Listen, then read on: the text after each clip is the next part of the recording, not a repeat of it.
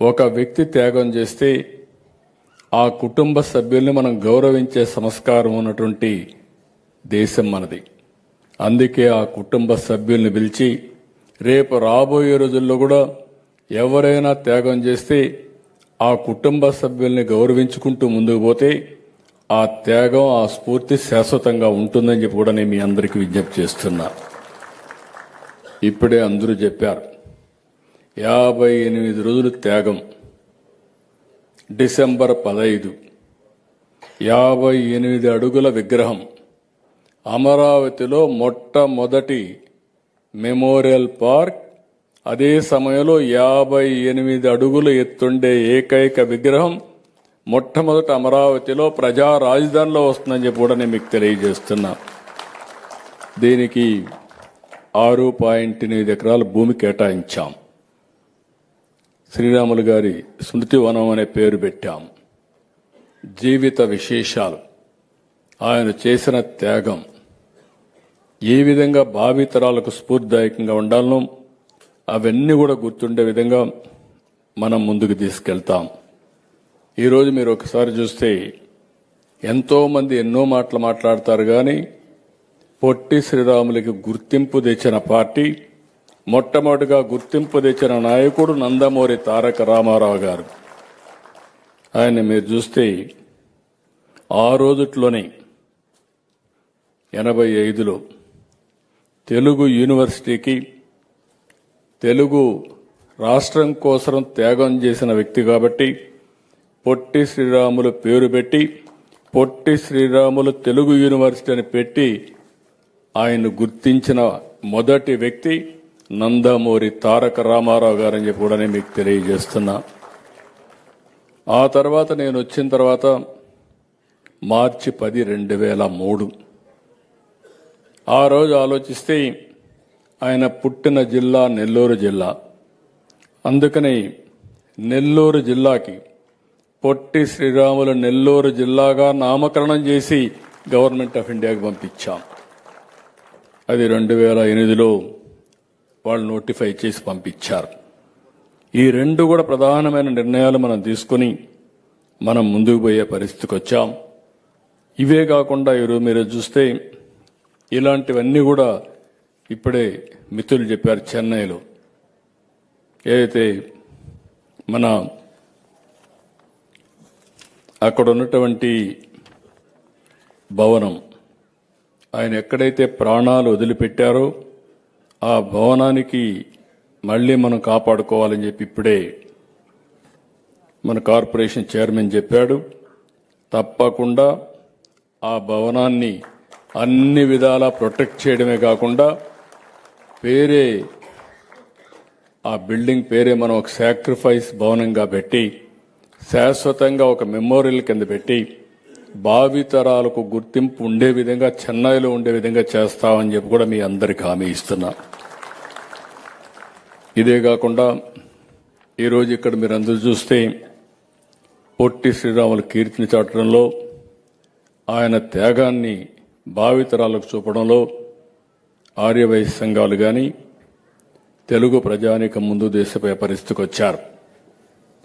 పొట్టి శ్రీరాములు గారు ఒక కులానికి సంబంధించిన వ్యక్తే కాదు, ఆయన తెలుగు ప్రజల ఆస్తి అని చెప్పి నేను మీకు తెలియజేస్తున్నా. ఇటు ఆంధ్ర, అటు తెలంగాణ, రెండు రాష్ట్రాల్లో కూడా ఉండే తెలుగు ప్రజల యొక్క ఆస్తి, తెలుగు ప్రజల యొక్క సెంటిమెంట్ కూడా, గుండె కూడా. అలాంటి వ్యక్తిని ఎప్పుడూ తెలుగుదేశం పార్టీ కానీ సమాజం కానీ గుర్తుపెట్టుకోవాల్సిన అవసరం ఉంది. ఎన్డీఏ అందుకే ప్రత్యేకంగా నేను కానీ పవన్ కళ్యాణ్ గారు కానీ ప్రత్యేకమైన శ్రద్ధ తీసుకుని ఈ కార్యక్రమాన్ని ముందుకు తీసుకుపోతామని చెప్పి కూడా నేను మీ అందరికీ విజ్ఞప్తి చేస్తున్నా. ఈరోజు ఇంకొక పక్క ఇక్కడ ఉండేటప్పుడు చూస్తే మా ఆడబిడ్డలు ఆర్య వయస్సులకు కుల దైవం వాసవి కన్యకా పరమేశ్వరి ఆత్మార్పణ దినాన్ని అధికారికంగా ప్రకటించాం. అది ఎప్పటికప్పుడు చేస్తున్నాం. ఇంకొక పక్కన మీరు చూస్తే అమ్మవారు జన్మించిన పశ్చిమ గోదావరి జిల్లా పెనుగొండ గ్రామం పేరు వాసవి పెనుగొండ అని మార్చడం కూడా జరిగింది. ఎందుకంటే ఈరోజు ఇక్కడ కాదు, దేశంలో ఉండే ఆర్య వయస్సులందరూ కూడా ఎక్కడైతే ఆవిడ జన్మించిందో అది సొంత గ్రామంగా జన్మస్థలంగా మీరందరూ భావిస్తారు. అలాంటి జన్మస్థలానికి వాసవి పెనుగొండ అని పేరితే సబబుగా ఉంటుందనే ఉద్దేశంతోనే అది పెట్టాం. తప్పకుండా ఒక రోజున వాసవి పెనుగొండ ఒక పర్యాటక కేంద్రమే కాకుండా ఒక దివ్య క్షేత్రంగా తయారవుతుందని చెప్పి కూడా నేను మీకు తెలియజేస్తున్నాను. ప్రతి ఒక్క ఊర్లో టెంపుల్ కడుతున్నారు.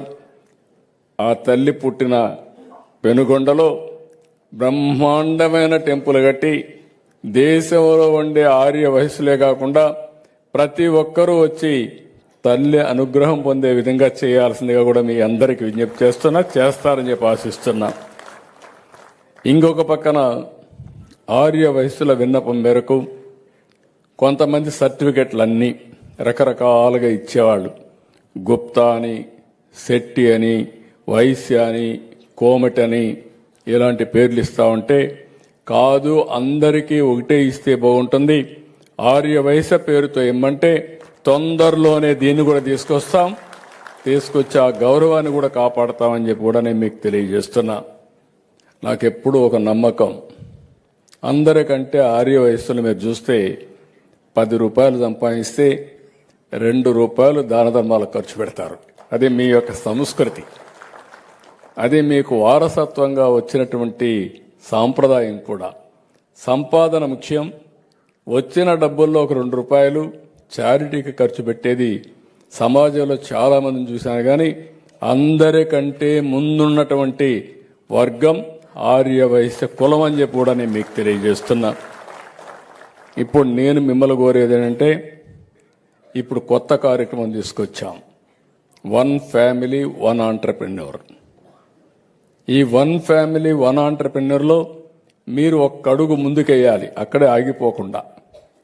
ఇంతవరకు వ్యాపారం ఏ ఊర్లో చూసినా మీరే ఉంటారు. ఆ వ్యాపారాన్ని ఇంకొంచెం ప్రొఫెషనల్గా ముందు తీసుకపోతే చాలా ఉపయోగపడుతుంది కుటుంబాలకు అందరికీ.